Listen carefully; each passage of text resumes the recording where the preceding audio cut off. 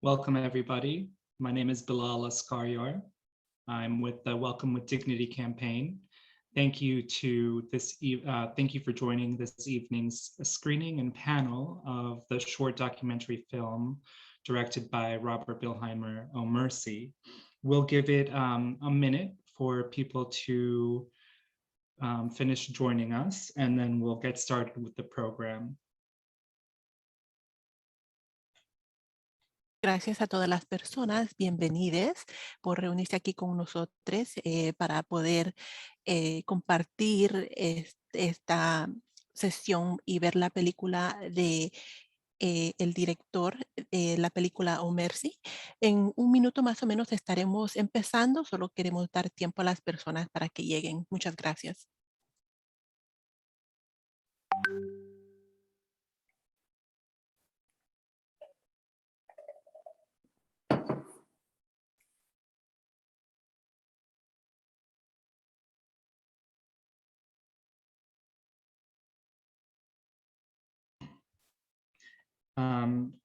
While we are joining, we already have more than 200 participants, but while others are joining, I'd like to mention that tonight's program will offer interpretation in Spanish, and will offer instructions about how to do that when we begin the program. Bueno, solamente queremos compartir de que ya hay más de 200 personas que están uniéndose a esta reunión y también les queremos dejar saber de que se va a proveer interpretación en inglés y en español. En unos minutos estaremos dando las instrucciones para que puedan escoger su canal de idioma.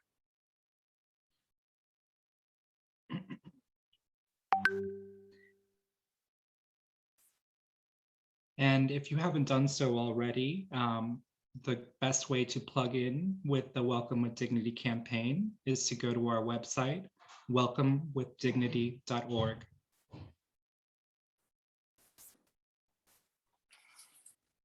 Bueno, y si aún no lo han hecho, la mejor manera de que ustedes puedan unirse a nuestra campaña es yendo a nuestra página web.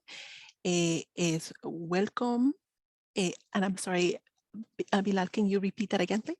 Yeah, welcomewithdignity.org. La página web es welcomewithdignity.org.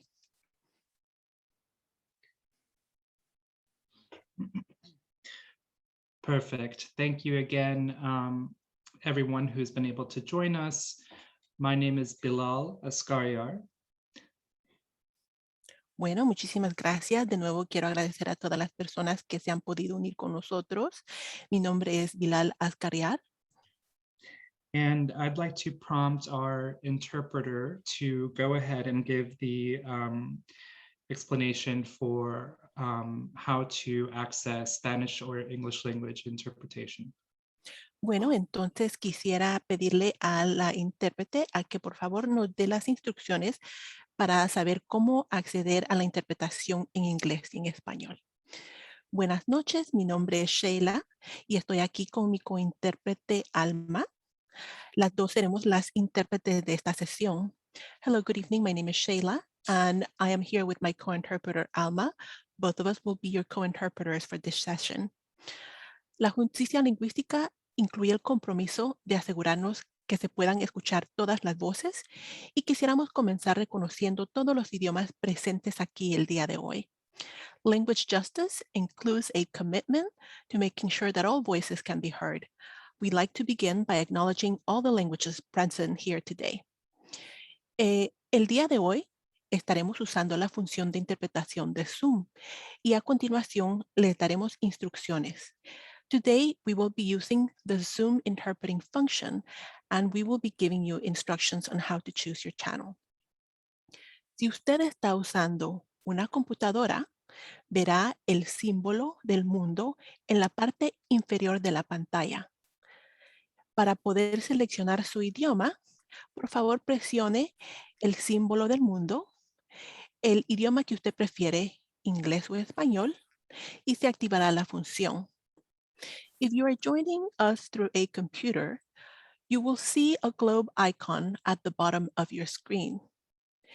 If you need to listen to the interpretation, click on the globe icon or on language interpretation, and then choose your preferred language.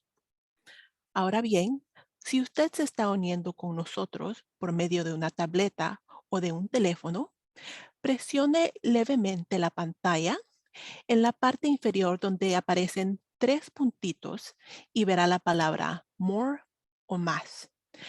Luego de presionar esa palabra, verá que sale un menú donde aparece la opción de interpretación de idiomas. Seleccione su idioma, inglés o español, y no se olvide de presionar la palabra done o listo para que se active la interpretación. Now, if you are joining us through a smartphone or a tablet, you want to lightly press your screen where you'll see 3 dots appear on the bottom of your screen under or close to the word more. Once you press the word more or the 3 little dots, you will see a menu appear where you see language interpretation options. Please select your preferred language, and when you're ready, click done so that the interpretation can be activated. Ahora vamos a hacer la prueba y pido que todas las personas escojan su canal después de que le pida a las personas que prendan la interpretación. Now we will all select our language channel, and I will be asking our tech support team to please turn on the interpretation. Muy bien.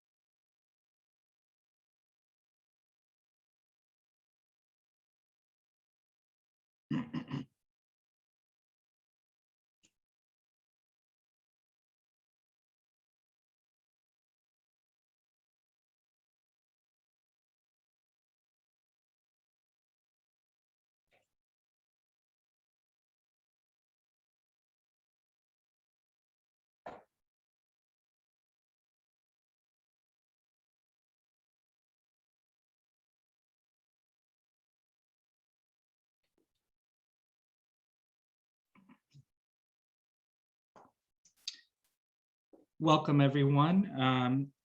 Thank you for joining tonight's screening of the short documentary film, Oh Mercy, hosted by the Families Belong Together organization and Welcome with Dignity Coalition. My name is Bilal Askaryar. My pronouns are he, him, and his.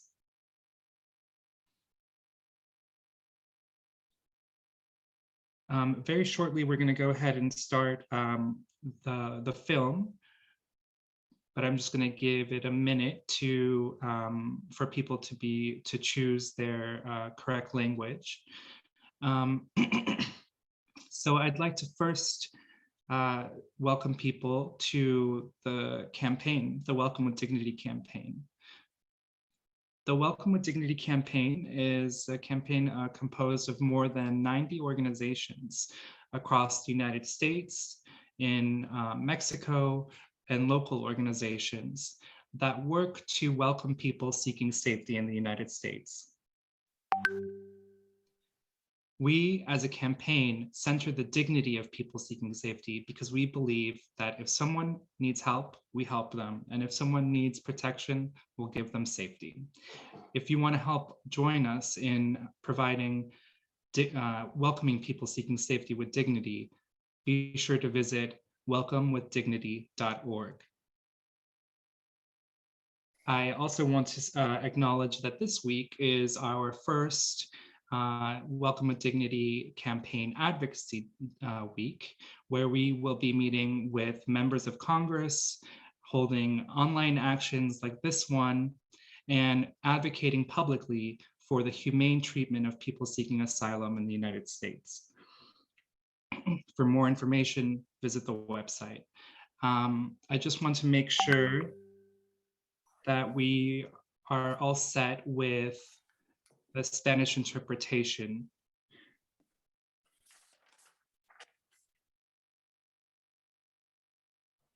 If I could have someone confirm that Spanish and English interpretation is working, we'll go ahead and start the film after that. El film.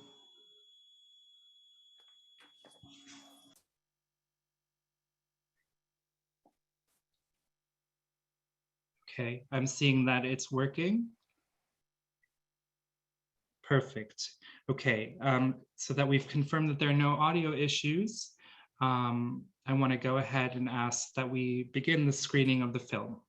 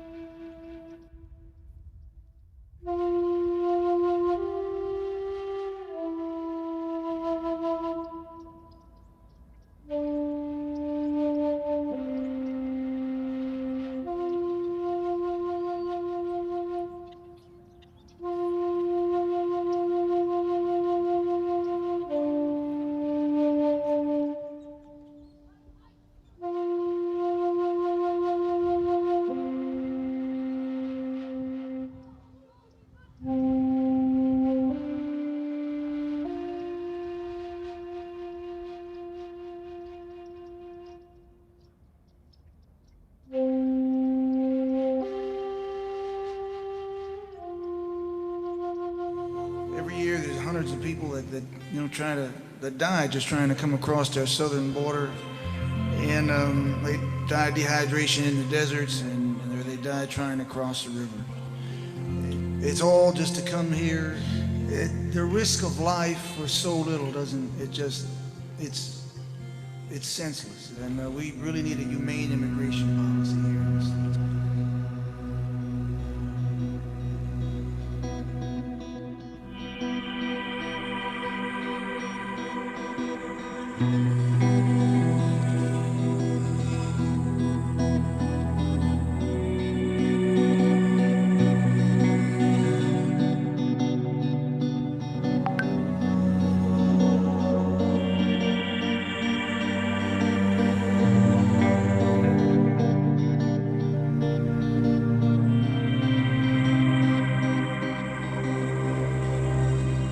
Desde hace 4 años vengo sufriendo lo que es la extorsión de 2 maras. Solo me dijeron que se cuidara a la niña. Cuando ellos dicen así, es que o se la llevan o las matan. Luego no quise pagar el siguiente mes, me asaltaron a mi hija.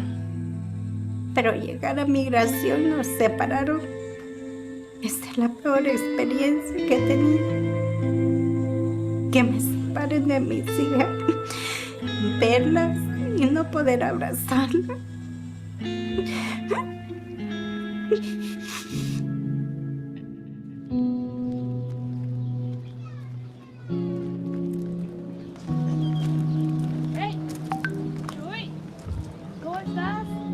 The moment I walked into the camp, the very first thing they told me when I saw the children and I got close to them with their faces full of tears, looking up to me with saying, "Sácame de aquí. Please get me out of here. It's been so long. We can't do this anymore, you know. It's desperately terrible." Aquí vemos toda clase de familias. Habemos de Haití, de Cuba, de Colombia, de Ecuador, de Guatemala, Honduras. This refugee camp came into existence because of this last policy that was put by the administration to deter the families coming to the United States.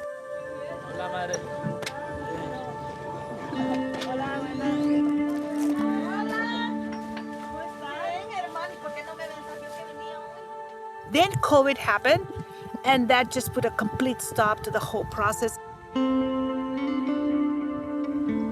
All the families that were forced to wait here now just waited indefinitely, way over a year. We're almost hitting 2 years already.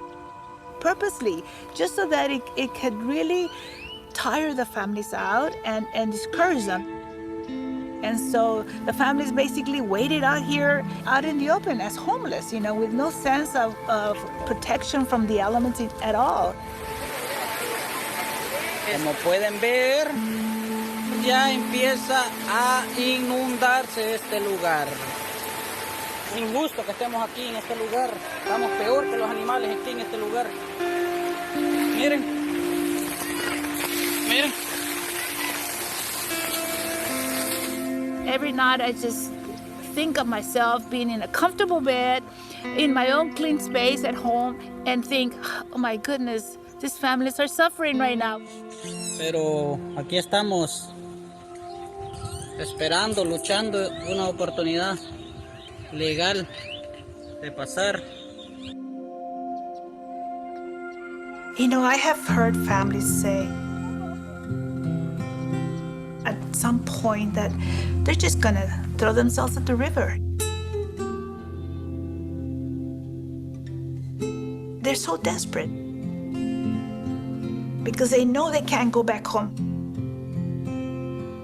I know I can't go back home because I know we will be killed.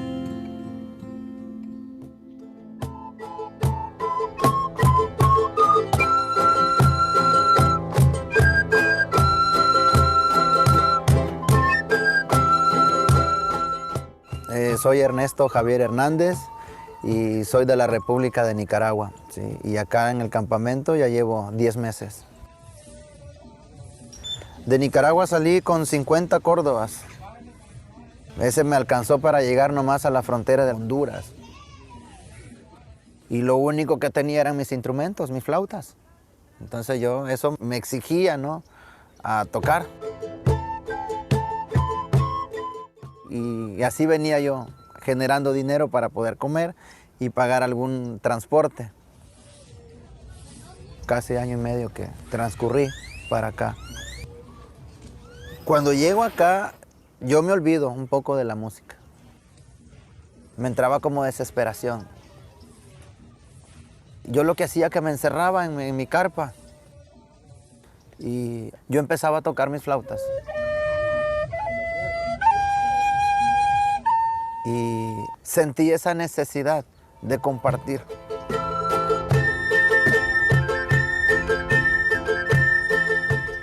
De lo cual mi alma se llena y me hace tener paz cuando siento esa ansiedad de quererme ir o llego a entrar y me llegan a deportar y tanto tiempo perdido. Entonces llega ese tipo de guerra mental, ¿no?, en mí.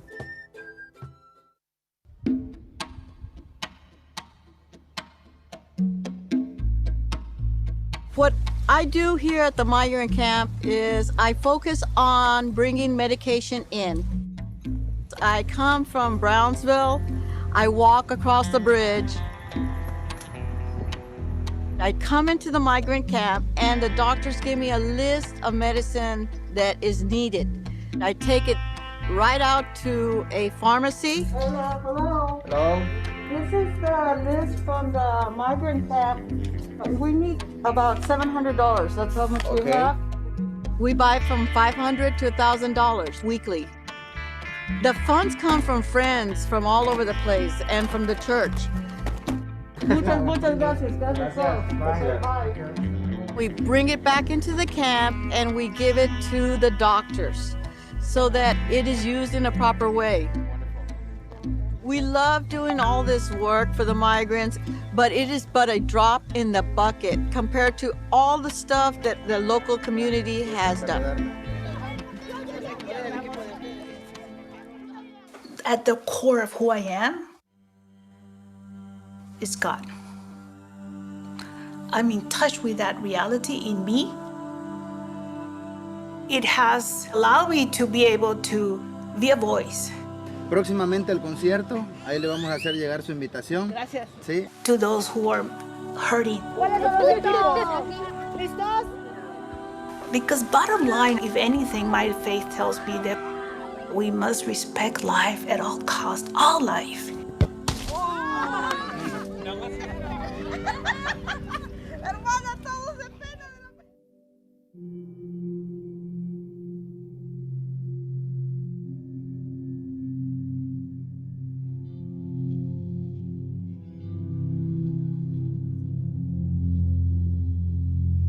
they only saw what I see, what I feel. La paz para todos. That I get close enough to understand their stories. ¡Me tiene mi pescadito, eh! Sí, hermana. Ahí la esperamos. Hola, Cindy. Hasta luego, Luis, Carla. I think the whole immigration process would be very different. We're talking about people, women and children, human beings.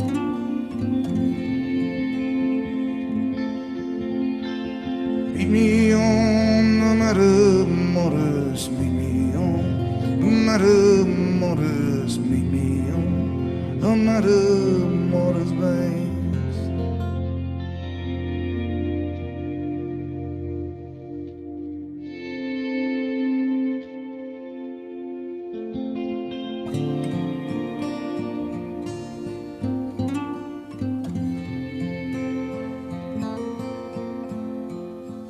Mira, ahorita la situación no está clara todavía. Yo sé que el gobierno de Estados Unidos está preparándose para poder empezar el proceso que va a seguir.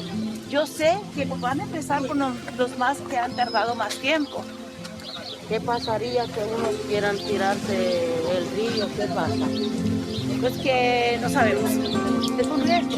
Así que yo les digo a ustedes, tengan paciencia y tomen las decisiones que ustedes creen que están importantes.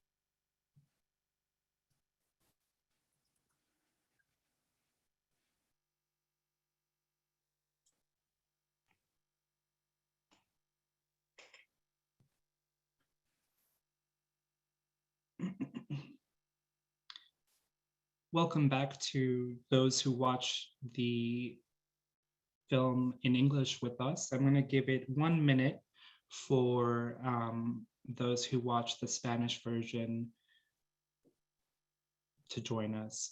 In the interim, I'd like to say I saw a lot of questions about wanting to watch this film again or share it with others. Yes, a recording of this will be shared.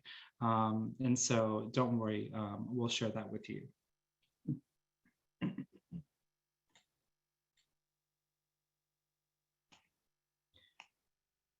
Okay, Shayla, if you could ask if those who watched in Spanish are done with the film and we're ready to go, I would appreciate that.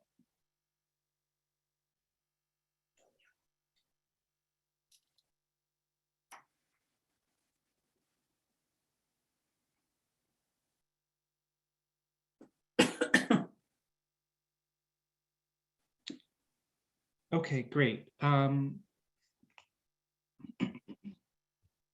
going to go ahead and start our panel discussion with introducing Robert Bilheimer, the director of Oh Mercy, the film that we just watched. Robert joins us today from upstate New York. And Robert, I want to first thank you so much for making this documentary available for us to screen. It is powerful. It's a reminder of the human cost of policies that come out of Washington, D.C. in our name. And I want to ask first, what compelled you to make this film?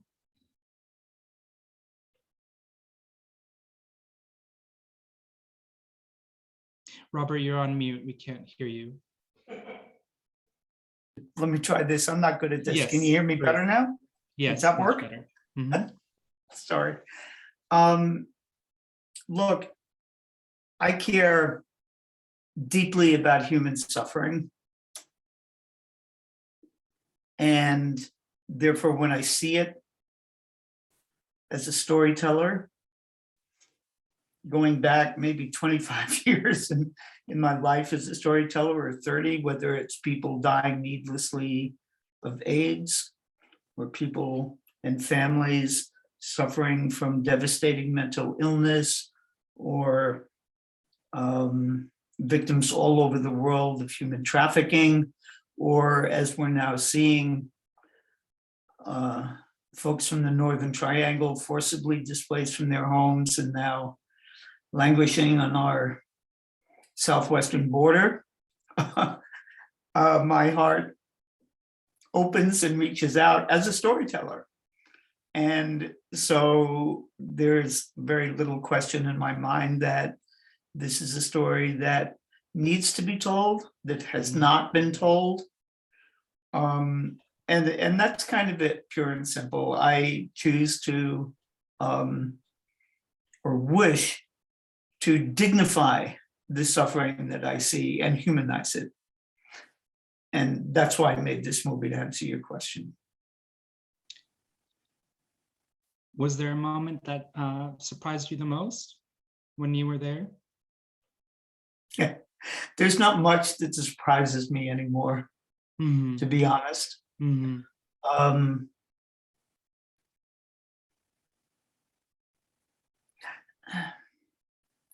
Surprise is a difficult word. Inspired, maybe. Yeah. I would talk about my friend Norma, Sister Norma. Moved me, or the many folks that I spoke to. We try to do things from the inside out. So I spent a lot of time talking to these families and these children. And I was deeply moved by that.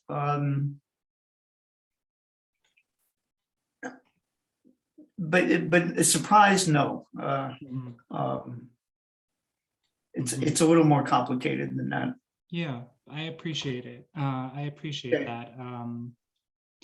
I think when I had the opportunity to visit some shelters along the border, I was also inspired by the mothers and fathers who were willing to do anything for their children, but also very much inspired by the average people from the community who showed up, gave of themselves, and volunteered at the shelters when no one really asked them to. And it reminded me so much of the woman who was buying supplies from the pharmacy. Cindy Johnson, yeah, Cindy Andare, yeah. Yeah. She's an inspiration, and so are all the people who are taking time out of their daily lives to help people, because I think it's easy to feel sometimes it's easy to feel like we aren't making progress fast enough. But when you think about people like her and the volunteers, it keeps you going. Robert, I know you have to go soon. Just while you're talking, could I just go back to that word surprise and parse that out just very briefly? I think what surprised me a little bit was how angry and disappointed I am about the fact that this is still going on. Yeah, we were talking. Why should any normal, any American not be surprised, if you will, that this is happening in a nation that once called itself a nation of immigrants, a proud nation? Yeah, that surprised me. It surprises me now. But again, I'm just parsing the word. I'm deeply disappointed, and yeah, sorry. No, I think that we're all feeling that. And sometimes we feel like we're at a loss for words when you're right. We as a nation, our symbols are the Statue of Liberty and E Pluribus Unum, and we call ourselves a nation of immigrants. And my family, myself, we came here as asylum seekers from Afghanistan back in the 90s. And it gave me an opportunity, but it's not giving these families an opportunity simply because the policies and the politicians in charge don't want to. So Robert, before you go, I want to ask, many people in the chat asked, can they work with you to have this film screened for their constituencies and their communities? Is that something that you're open to? Yes, that goes without saying, and we can communicate with you about making the link. Yeah. You don't have to worry about sharing the screening. There's a link to a Mercy that is free and available to anyone and everyone. So we can talk that through, but it's not rocket science. Yeah. You know, the film is available. And our feeling, our hope is that the more folks that see it, the better. And I'm deeply grateful, you know, to you folks and the other organizations, you know, that have helped us. I'm thinking of Project Adelante, for instance, Lucy Bassett's, or, you know, there are just a lot. Yeah. The American Civil Liberties Union, I'm speaking slowly now, but many. And just to add to that, we see ourselves really, in a sense, Worldwide Documentaries is a not-for-profit. I often say we're a not-for-profit service organization. Our job is to make our storytelling available to folks on the ground who might benefit from our storytelling. So that's, you know, that's my answer to your question, by all means. And God bless you for showing the film. And I don't necessarily have to leave, but I'm very eager to listen to what else Wonderful. transpires. Thank you, Robert. Pleasure. So I'd like to quickly introduce the other speakers on our panel. We have Dr. Donna Murphy, who is with Project Lifeline. She's based in Houston, Texas. And we have Na Vong Sandoval from Denver, Colorado, who is a delegate from the state of Colorado from an organization called Refugee Congress, an organization that advocates for the refugee, former refugees who have been resettled in the United States. They are composed of those former refugees themselves. And I know Na personally. She is an incredibly fierce advocate for all of us. So I'm really excited to have her on. One of her colleagues, the delegate from Refugee Congress from the state of Massachusetts, is also joining us, Ida Jurgai, who is also on the panel. So let's go ahead and open up the panel. I'd like to ask Dr. Murphy. You saw in the film the volunteer who was shuttling medicine between the camp and the pharmacy. And in your work with Project Lifeline, what do you see? What are the biggest needs that you see for people seeking safety in the United States in terms of public health, medical health, especially during COVID-19? I mean, a lot of the illnesses that people had in the camp were actually chronic illnesses or kind of acute exacerbations of chronic illness, but they didn't have access, generally speaking, to even basic care, right? So there was a medical relief organization there, thankfully, so there was something. But, you know, it was all very suboptimal. And some people who had, you know, acute situations arise, they became urgent or emergent. And then it was difficult to navigate the Border Patrol in order to get them access to services on the other side of the border, which was, otherwise pretty simple to do, like logistically speaking. But CBP would not often let us through, even when we had really dire situations with some of the children that we were doing advocacy with. Yeah, I was supporting most of the time. I was supporting from afar. We did a lot of support for forensic asylum evaluations, which were basically trying to document various kinds of traumas to strengthen cases for asylum for some of these families, and also medical advocacy for them to be paroled into the United States based on medical needs. And again, even there, when we were able to elicit really compelling information for like really profound vulnerability for really disabled children or for adults with chronic illness, they would not let people through. So Dr. Murphy,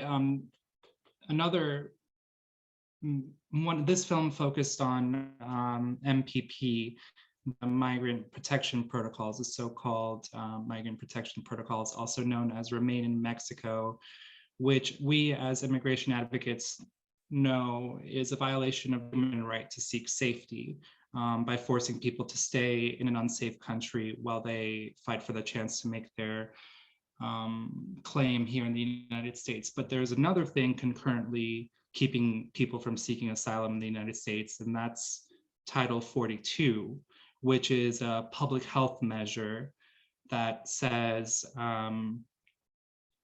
because of COVID-19 and because of the ongoing pandemic, the United States is not going to let people seeking asylum into the United States.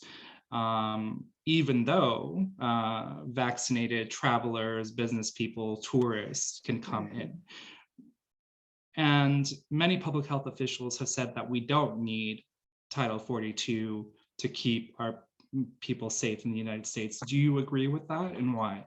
Yeah, absolutely. I mean, MPP, in my judgment, was just kind of the policy antecedent to Title 42. They didn't yet have a public health excuse to implement the MPP. So, it was a policy decision that wasn't really grounded in anything like that. But it's been known, I think, for quite some time that Stephen Miller, who was the architect of a lot of the anti-immigrant policies under the Trump administration, had been talking about using public health rationale to exclude asylum seekers from entry into the United States. And that was before the COVID pandemic, right? And then most recently, Dr. Ann Shushat from the CDC, formerly one of the officials at the CDC, testified before a subcommittee in Congress that on the coronavirus crisis, that this was all kind of a political fabrication, that it wasn't grounded in science. And there are so many of us from across the country, physicians and other healthcare professionals, who have advocated vehemently for the discontinuation of this policy. And yet it still continues under the Biden administration.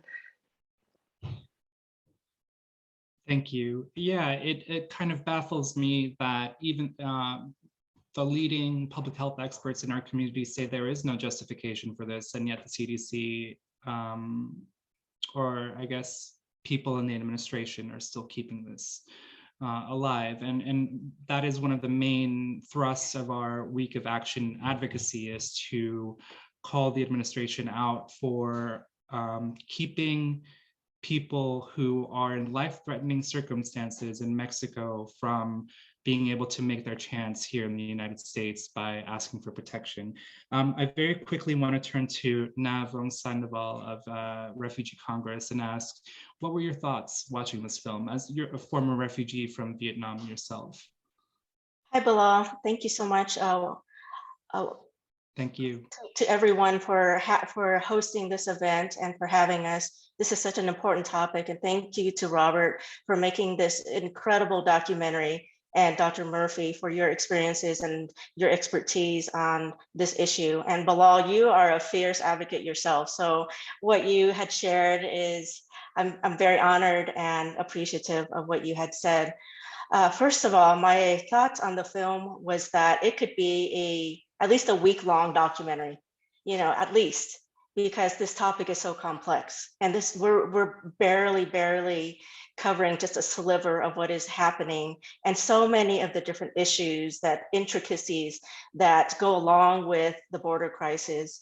But there was a comment in the chat that I really connected with and identified with, because while I do see Robert, the director's viewpoint on that motto that the United States tend to wear as a badge of honor for those who welcome people, is that we're a nation of immigrants. We're actually not. We're a nation of people who were forcibly brought here. We're a nation of people who are indigenous.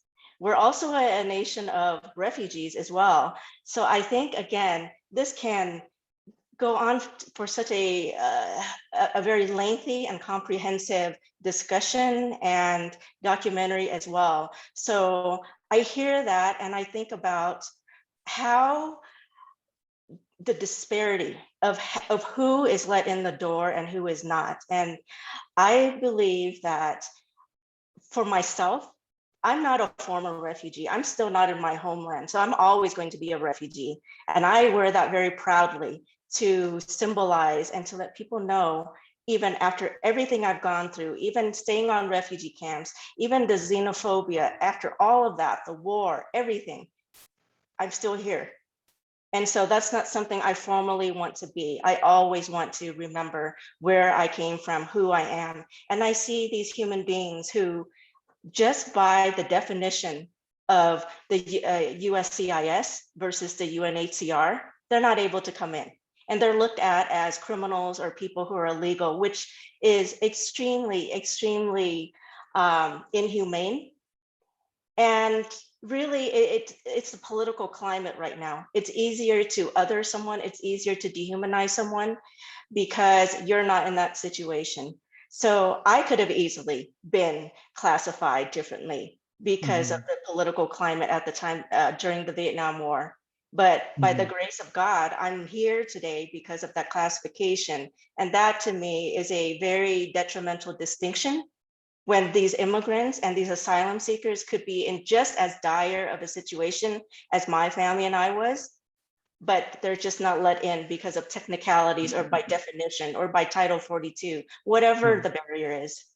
Yeah, it's such a powerful reminder. Now, you know, like I said earlier, my family came here from Afghanistan as asylum seekers, and of course their families coming now today. But in the interim, we had so many policies that kept people out, and we had policies that were designed to keep people like my family out, like the Muslim ban, like you know, quotas and racially motivated policies. And so it's important that when we talk about, I agree with you, it's important when we talk about being a nation of immigrants or being a nation of welcome, that we keep those nuances and realities in mind, because otherwise we're not gonna really get to the root of the problem, I think. So Ada, please, you tell me your thoughts about the film, please. You know, I just want to commend Robert for this amazing documentary. It's amazing what you can learn and see in 12 minutes.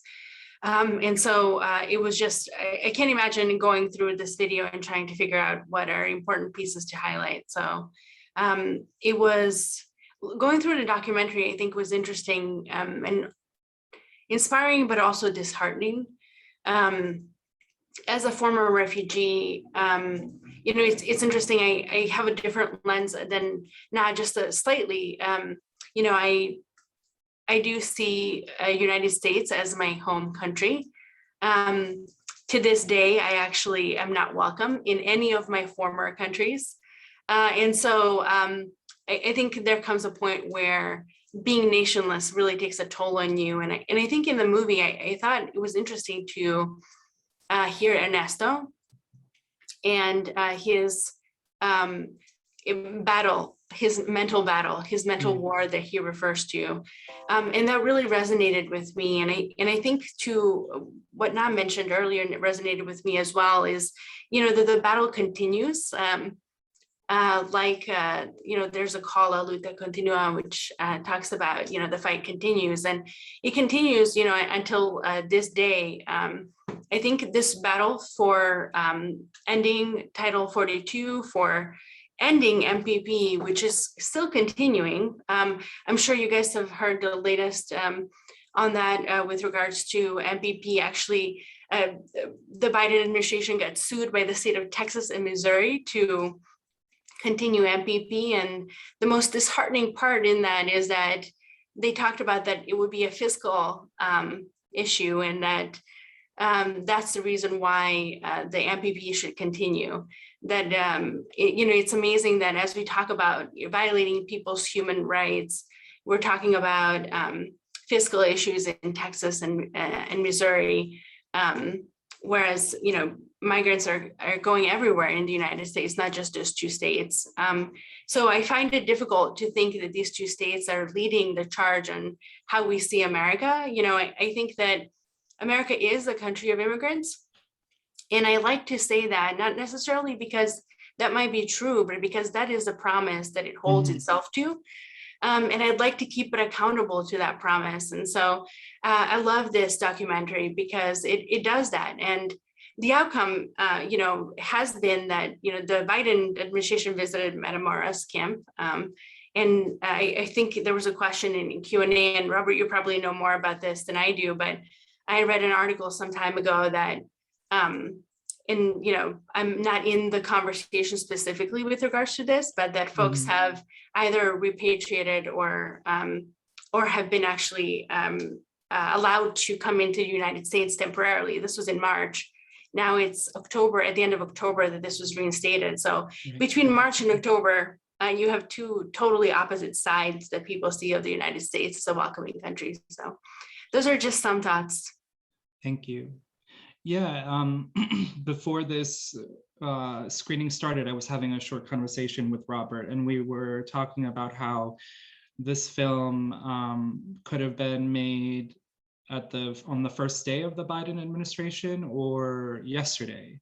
And I think I'm surprised that the administration, which campaigned on goals of restoring humanity and the dignity of people seeking safety here in the United States, still to this day is fighting in the courts to uphold these policies that are putting people in danger. And so, Robert, I know you don't like the word surprise, but I guess I want you to reflect on what you heard here in this panel, and if there's anything that, if you wanted to make a sequel of this documentary, what would you do today? You're on mute. Just unmute yourself and give us your thoughts, Robert. Robert, unmute yourself, please. Oh, now I'm talking. Yes, now Can you you're hear me talking. now?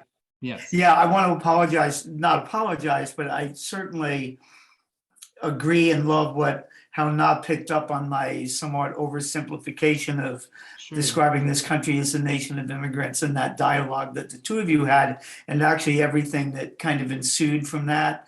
That's absolutely a nuance and an important kind of complication, not complication, but it's right. So I was emotional perhaps at the time of, I think what I meant to say is that, we call ourselves sometimes in oversimplifying a nation of immigrants. And so anyway, but having said that, I just would have to say that everything that's transpired in this conversation is something I'm just really deeply grateful for. I think that,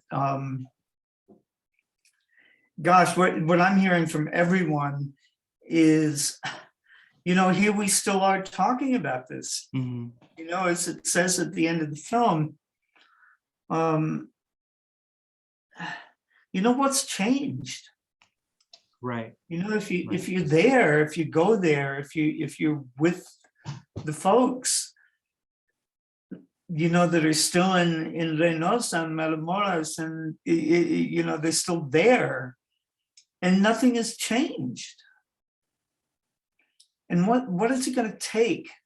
You know, I think my job as a storyteller is simply to put this kind of truth out there from the point of view of the folks who are there.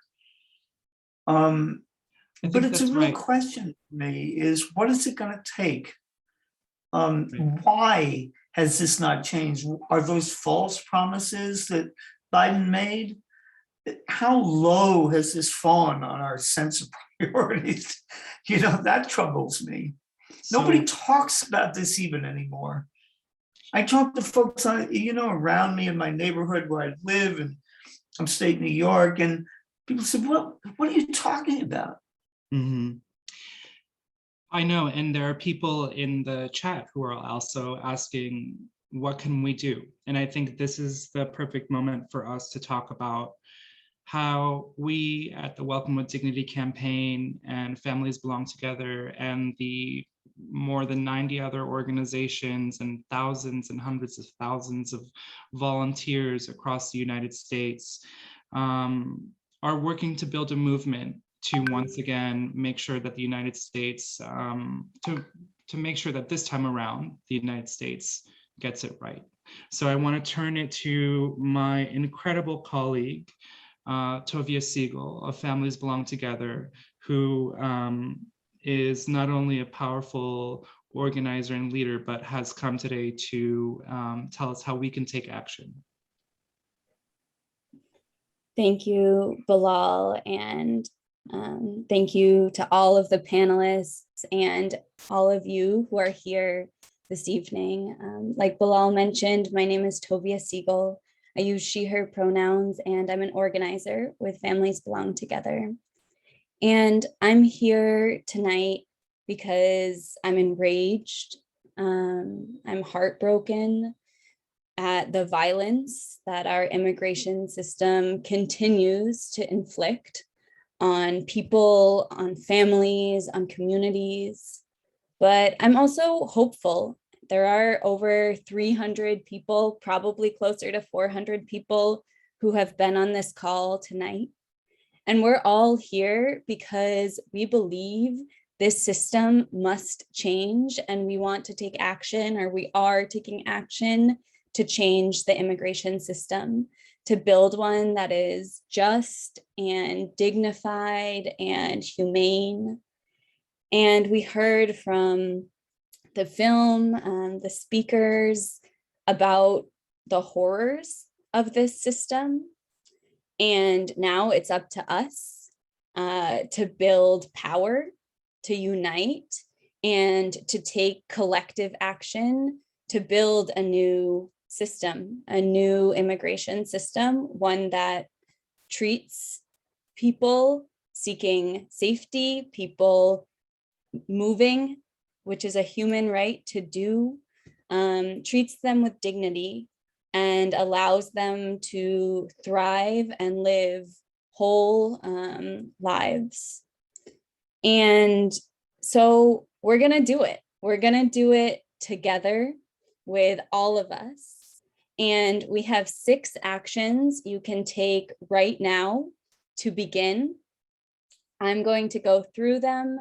My colleague Emily is going to be dropping them in the chat as we go. And as you take action, let us know. Let everybody know that you've taken action. So, number 1, add your name to demand that President Biden use his executive power to end the Remain in Mexico policy, and that he work proactively to rebuild our immigration system and our asylum system. So Emily is going to drop that link in the chat. Let us know when you've signed the pledge, and I'll give everybody a minute to do so. I see Rachel, awesome. Shelly, incredible. Keep them coming. and Catherine. Thank you, Emily, Courtney, Caitlin, Janice, Lucy. Incredible. Excellent. So as you're signing those, we have action number 2. We got to take this to the public. We can't just sign petitions that we give straight to Biden. We got to let him know publicly that this policy, the Remain in Mexico policy, needs to stop. And he cannot continue to re-implement it as his administration is currently doing. So if you have Twitter, go ahead and tweet at President Biden telling him to stop MPP. You can use the hashtag stop MPP. Go ahead and tweet. Emily has dropped a link in the chat to do so. Deborah, Judy, awesome. Lynn, Ada, Rich, Alicia, incredible. We have so many people, and personally, it gives me hope to know that I'm not alone, and I hope it means the same for all of you. So after you've done those things, number 3, we have another petition, lots of petitions because there are lots of problems to sign to restore asylum. And this petition is important because we're going to be delivering it on Friday to the Biden administration with partners in DC. So go ahead and sign now so your name is there when we bring it on Friday and show the Biden administration that we need to restore the asylum system.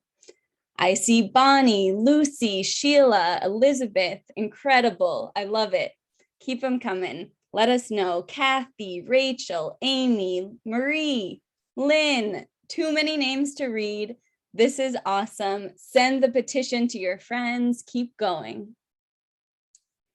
Number 4, we are partnering with an organization called Miles for Migrants that takes unused airline miles and airline points to buy flights for immigrants and migrants reuniting with loved ones.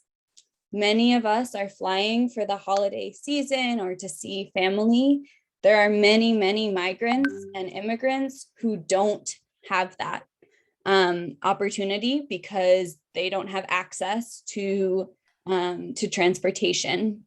And so we're working with an organization that allows you to donate unused airline miles, airline points to get flights for migrants to reunite with loved ones. So if that is something you have or people you know might have, this is a great thing to share. Excellent. Yeah, Miles for Migrants does incredible work. You can visit their website to learn the stories of families who've been reunited. Amazing, Sheila, Carol, Pam. We appreciate it so, so much.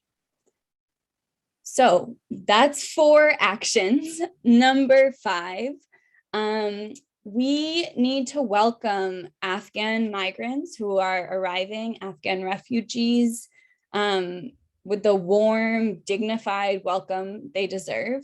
We know that the government is not doing this.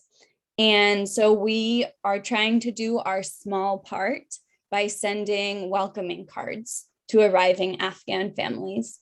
This is a great activity to do with your friends and your community, with children. And Emily has dropped in some information about how you can do that. We'll send this out in a follow-up email as well. And lastly, number 6, we know that these actions tonight are not going to be the end of it. This is going to be a long-term movement that we need to build all together.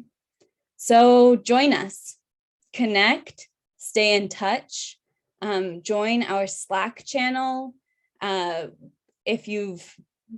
Once you join, you'll be connected to other people in your area who care about this like you do, and you'll learn about future actions. So go ahead and join us on Slack, and we will send out all of this information again after the call tonight, an email with all of the links. I know the chat has been busy, but thank you so much for joining us. Thank you to the panelists, to Robert for the film, to all of you tonight. It's been incredible. And let us know in the chat if you have additional questions. Like I said, we'll send a follow-up email, and thank you for joining us.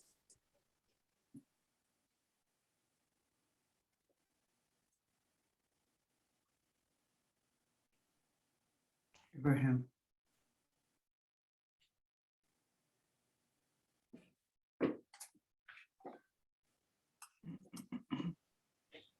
Gracias.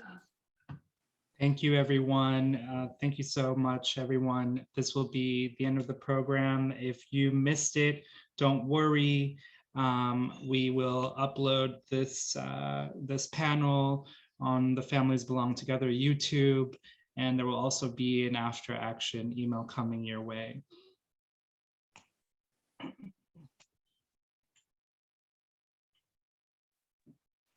Thank you all once again. We are going to end the call now, but you can reach us at Families Belong Together, at Welcome with Dignity, and we can't wait to stay in touch and build this movement together. Thank you. Abraham.